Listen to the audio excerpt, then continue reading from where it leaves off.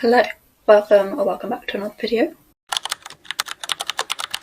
hope that you're all well. Just to clarify, I don't actually need these glasses, I just think that they look cool, so I'm gonna wear them. Anyways, I thought we could do a recovery-based Q&A today because I hope that it will be helpful. I'm gonna go in depth, and I've actually got so many good questions, and a lot of them, so I'm gonna do my best to get through them all. If I don't answer yours, then I'm very sorry. Direct message me and I'll try my best to get back to you. But yeah, honestly, like, I have a lot of options, all amazing questions. Anyway, for a bit of context, I've been in recovery for 3.5 years, I'd say. I'm at a point where I personally would say I'm fully recovered from anorexia. Hopefully I'm allowed to say that. And yeah, I basically want to use my past experiences to hopefully help you guys. Okay, the first question is, how do I stop fearing weight gain? Obviously, this is such a common issue for people with eating disorders. Sorry, I feel like I keep talking with my hands. I don't know why. I'm not... Yeah. Yeah, obviously this is a super common fear. It was definitely very prominent in my recovery. The biggest piece of advice that I could give to get past, not necessarily past, but like to not focus too much on that, is to instead focus on what else you're gaining. Because sure, in recovery you do gain weight, but actually, firstly, you're just restoring it to where it should be, because you never should have lost that weight in the first place. And yeah, I think just, obviously in recovery there's so much focus on weight gain, which obviously there needs to be, but equally, let's just shift our focus more as well to what else you gain, because you gain so much. And I've spoken about this in the groups that I do at the unit. I don't know if you can just see the like lights in my eyes. Like, if I look in the mirror, I look like I've got like boxes around my eyes. Anyways, but yeah, I speak about this quite a bit in the groups that I run, because I think it's super important, and I don't think I did it enough in my recovery. Maybe I did, I can't really remember much from mine, to be honest.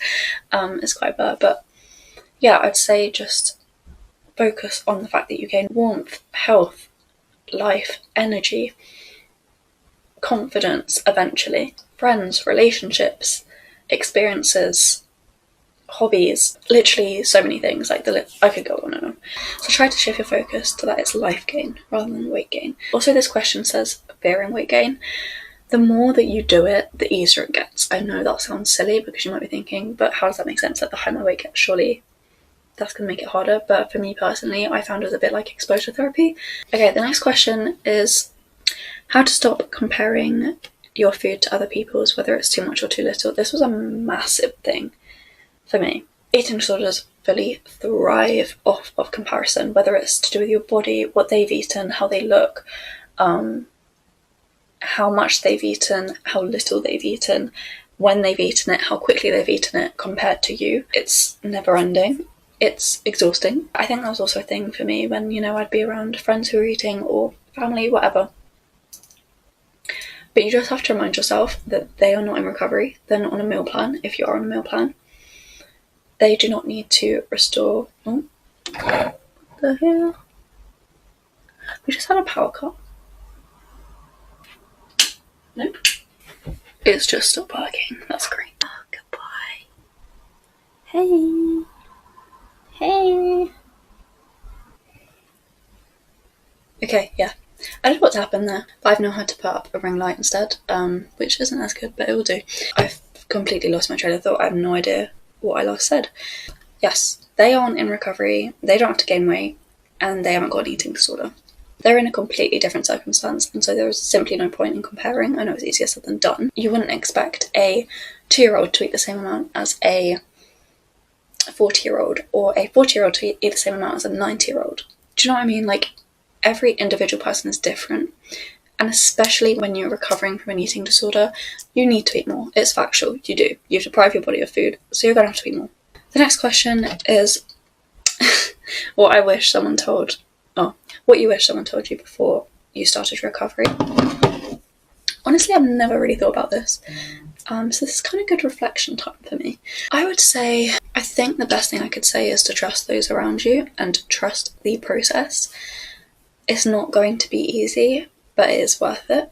But yeah, just that recovery genuinely is worth it. it's worth all the pain that you're about to endure. And sorry, I'm not selling them. Like, obviously it's hard work. It's hard work, obviously. Like, that goes without saying, but it is worth it. The next question is, did I have extreme hunger? I don't know, to be honest. I feel like I had minor extreme hunger. I experienced mental hunger, however. It was through the roof throughout my recovery, but also throughout, like, pre-recovery, like, when I was unwell.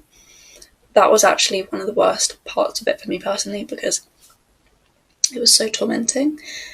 But anyway, back to extreme. I would say some, yeah. And I'm pretty sure another question is how to get past it. So let's go on to that one. I always use this analogy. If you've followed me for a while, you probably have heard me say this before. I need to stop using my hands. Say that you didn't drink for, I don't know, even a day. So you didn't drink for a day, right? And then you were given a bottle of water. Are you going to have a sip or a few sips and then put it down? No, you're not. You're going to chug it and then probably go back for another one. Do you know what I'm saying? If you deprive your body of something, once you start to give it the food or whatever it is, it's going to want more and more and more and more until it trusts you and knows that you're not going to take it away and be scarce with it again. Do you know what I'm saying? So until you honour it fully and your body starts to trust you again, that's when it will go away. I know how daunting it is when it feels extreme, but it's not extreme. It's what your body needs. Okay, this one is actually something quite relevant to past me, and it's how to move on from not feeling valid or sick enough for never being in general hospital. So I went to general hospital for a day just to assess me, but I've never been to hospital. I've never been to inpatient, which was difficult for me when a lot of people that I saw online or a lot of people around me had that experience. And obviously, like, to a rational mind, that's obviously a good thing, but to my eating disorder, or to an eating disorder, that can feel really shitty, and it can feel very invalidating, and like you're failing at being unwell, which is so silly, but I've been there. I know what it feels like. Sorry, I feel like my voice is like shaking weird.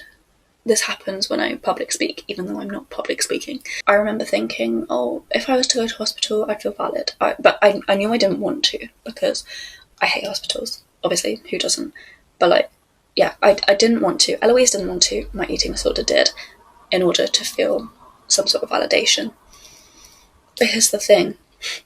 I also figured that I'd feel valid once I went to a day unit or some kind of treatment. Guess what? I didn't. You will never feel valid or sick enough. That is just a fact. It doesn't exist. Unless you are 6 feet underground, to put it bluntly, you're not going to feel valid enough. Ultimately, that is what an eating disorder wants. It doesn't want you to exist. And it's terrifying. It's almost like a possession. Something inside of you that makes you want something that the real version of you wouldn't want. Eloise didn't want to die. I didn't want to die. My eating disorder, that's what it wanted for me. And same goes for anyone else struggling with an eating disorder, and it's terrifying. It's so sad. But this is why I personally like to share my story as well, because I haven't been to hospital, and I hope that makes others feel validated. You know, I've recovered, I've got past it, even though I didn't do that. So you don't need to get to that point. The next question is, how long did it take you to accept your body and weight gain, and did you hate it initially? Again, it's so blurry for me. Like, so much of my recovery, and especially before, is very, patchy. I can't really remember a lot, but in terms of did I hate it initially? Of course. 1000%, I'm pretty sure everyone does, and that's why it's so important to trust the process. And you know, that's why I reiterate when I say you'll gain confidence from recovery. It won't happen immediately. No, definitely not. I'd say I started to gain confidence in myself pretty soon into recovery. In fact, I'd say maybe 2 or 3 months, which would be after I was discharged from the day unit.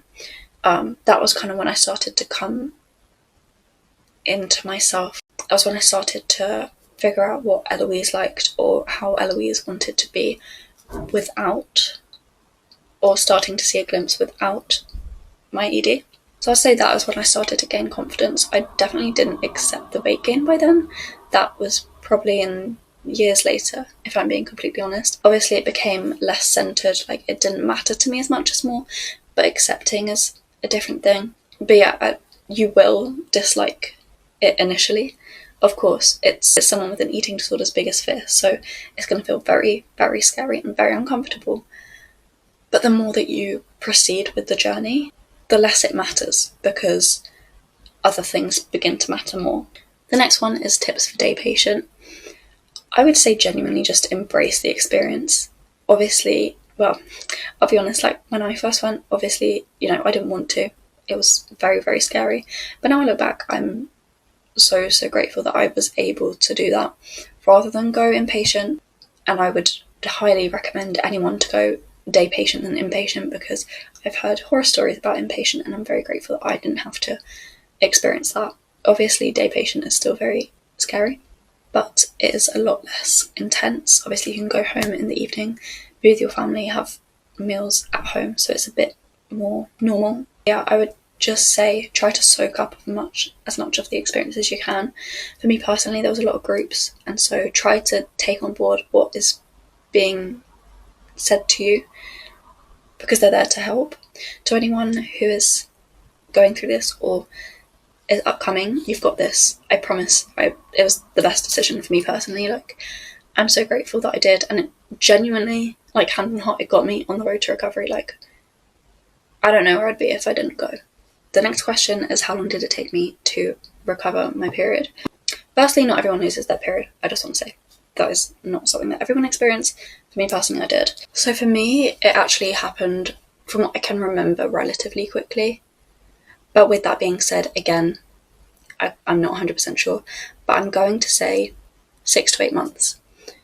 I think the reason that it happened faster for me was because I was in the day unit, and obviously I was forced to gain weight, and, relatively quickly. And so my body was able to repair at a quicker rate. Actually, I can find out. I just checked. Yes, I was right. I got it back March the 25th of 2023. For over 3 years now. What the hell? How are we in 2026? That's wild. My tips for getting it back would be reduce exercise. You're going to have to eat quite a lot. Well, it's not a lot, but more than what you're used to, perhaps. And also, I recommend adding in more healthy fats, so things like avocado, nuts, etc. But yeah, if you're in the period recovery journey, you've got this. You'll get it. The next question is how to deal with relapse urges. The best thing I can say is to remind yourself of your goals. Literally write them down every day if you had to. I'm pretty sure that's what I did. I personally never experienced a relapse. I had setbacks. That's a part of recovery. Not always, can be. When I say setbacks, I mean like a bad day or whatever it might be. But yeah, I feel like sometimes, especially on social media, this was a while back when I was on the more early recovery side of TikTok, there was a real influx of people relapsing and people saying, oh, like, relapse is a part of recovery. It's not. It doesn't have to be. For a lot of people, it isn't. It's not an achievement or another form of, like, validation. And I think it's so important to focus on the fact that you have come, however far you've come, don't throw it away. Because you're just going to end up having, like, say you go back, you're just going to end up having to, like, do it all over again. What a waste of time and what a waste of energy. I'm not saying that in a rude way, just, I know, like, it's so exhausting doing it once. I couldn't imagine doing it twice. And that's the thing, if you do relapse, you are just going to have to do it again. Okay, this is such a good one. And it is, how do you manage comparison between girls in this generation? This is so apt at the moment. I feel like, everyone, it seems like so many celebrities or people that young girls look up to are getting pretty unhealthily skinny. And it's almost like it's becoming the norm again. But spoiler alert, it's not. I think social media is the biggest, like, companion for comparison. Like, the two go hand in hand. And that's why I think social media can be so toxic, which is why I will never be fake on social media. Like, I will show you, if I'm bloated, like, I'll show you a real body. Because people airbrush their pictures, people edit their pictures, people pose, people use Photoshop, people put on a load of makeup and look completely different in the evening, people suck in. Do you know what I'm saying? Like, social media is so fake, and I think that's the best way to rationalise it. You know, what you see online 99% of the time is not real, unless you're on the right side of social media, which I am. So that's what I would recommend. Move to a less toxic side of social media if you are using social media. Now, I always stand by the quote that comparison is the thief of joy. It is, actually. And I'm not going to sit here and pretend that I don't compare myself to many, many, many girls, because I do. And it's actually something that I've struggled a lot with lately, I feel like. You know, putting myself down and comparing myself to other people. Unfortunately, I think it is just a part of being a girl, especially at this age. But at the end of the day, I know that I've got through mental barriers before, and so I can do it again, and so can every single one of you. And you're all beautiful, and you're all perfect in your own individual way. Like, how boring would it be if we all looked the same? If we all looked like the airbrushed Instagram models? Do you know what I'm saying? The next question is thoughts on all-in recovery and how to do it. I mean, I can't really speak on how to do it because I was forced into recovery because I went to the day unit.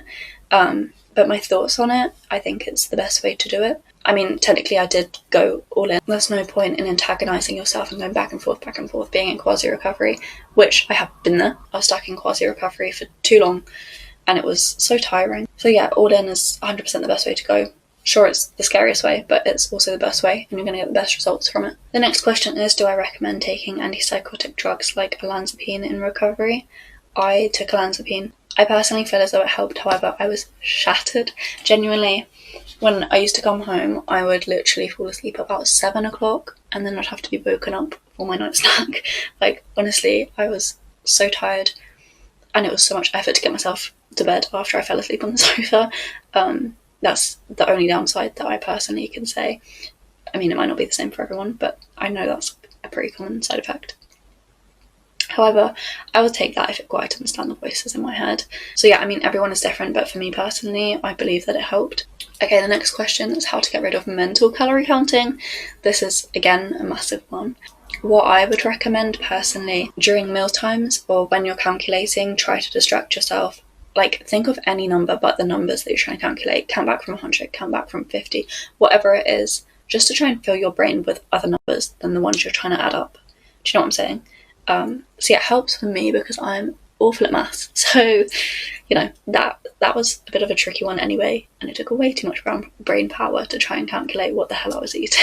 At the end of the day, it's very difficult to stop your brain from doing something that feels automatic and feels like a safety behaviour.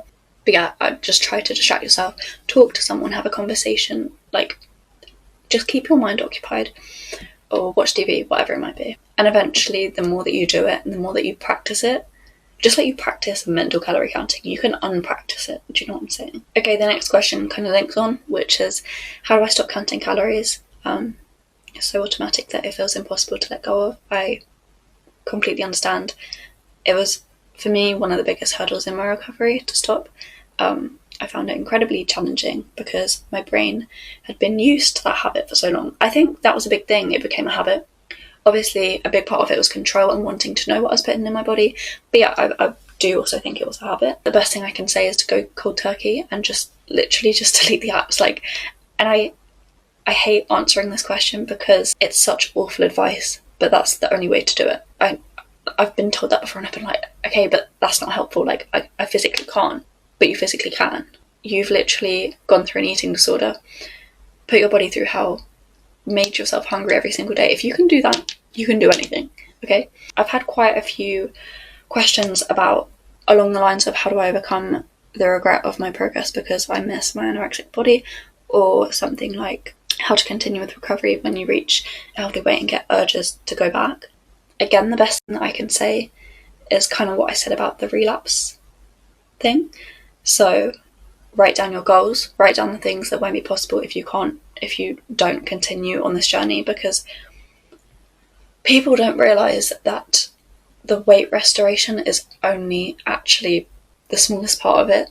What you do up here is the part that takes even more work. So I think speak to those around you, make sure that they know that you're not better just because your body got better. Your mind still needs to get better. But yeah, just keep in mind how far you've come.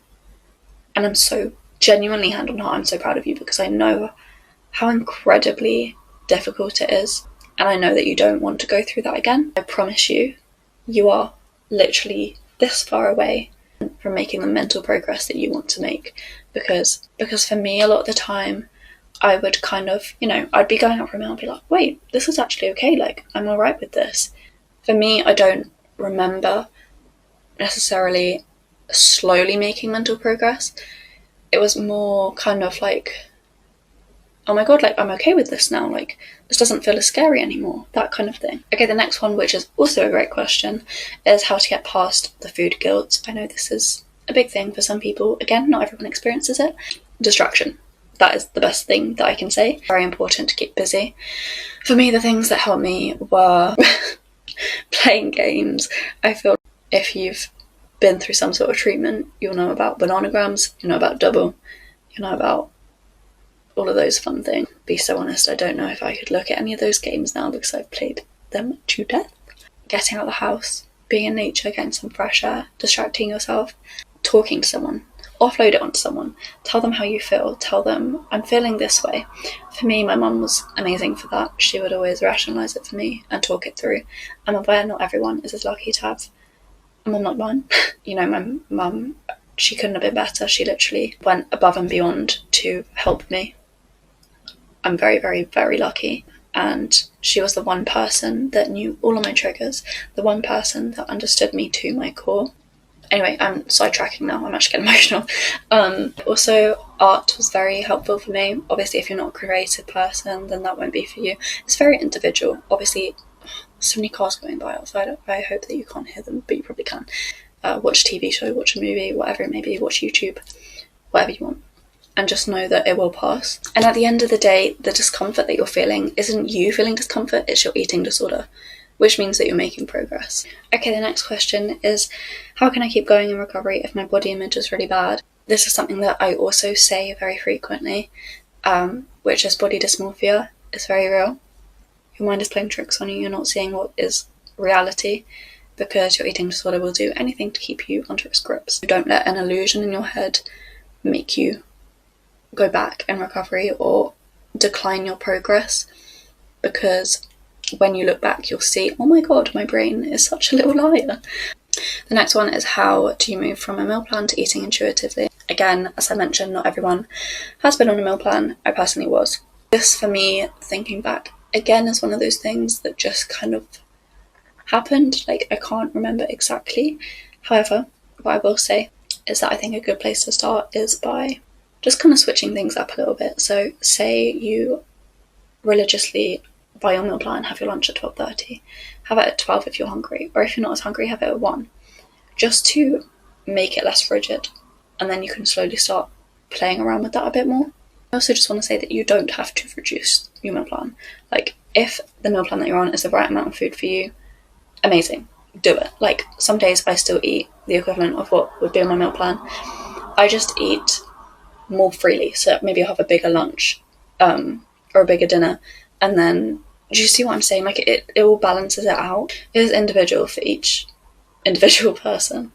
Okay, one more, and it is how to stop obsessing over numbers and good and bad foods. Obviously, I've kind of covered numbers, so let's do good and bad foods. By the way, I will be soon releasing an online recovery guide, which I'm very, very excited for. I've put a lot of work into it, and I will be covering these topics and a lot more in that, and I'll be going into more depth about it. So I will let you all know when that will be released. Anyways, good and bad foods ultimately stem from diet culture and the lies that it tells us. However, how can any food be good or bad if it fuels your body and fuels your recovery, which ultimately means getting your health and life back? It's stupid, quite frankly. And when it comes to good and bad foods for normal people, it's important to remember that actually just a balance of everything equals a good diet, but not if you're in recovery. Like, your body isn't going to want the foods that are considered good, it's going to want the foods that are considered bad, which is why it's so difficult. But honestly, it's just a load of crap. Like, why is a cheese sandwich considered good or okay, but pizza is bad, when actually bread, cheese, say you add tomato in the sandwich, what's pizza? Bread, cheese, tomato. Like, make it make sense. Who even created these rules? But yeah, your body needs all of them. So stop depriving yourself. You're not doing anything wrong. And actually, it's so much more unhealthy to just eat the good foods. Like, so much more unhealthy. I've been there. Don't recommend. Don't do it. Anyways, that's all for this video. Maybe there'll be another one in the future because there were a lot of questions. I really, really, really hope that you found this helpful. Let me know what other videos you'd like to see. I'm considering, don't hold me to this, but I'm considering filming a week in my life next week. Like, spend the week with me. Because I have a very, very busy week. I'm working all 5 days. I'm saying that like that's unusual. Most people do work 5 days a week, but yeah, lots of things going on next week, so maybe you'll be spoiled. Anyways, I really hope that you found this helpful. I love you. Keep going. You got this.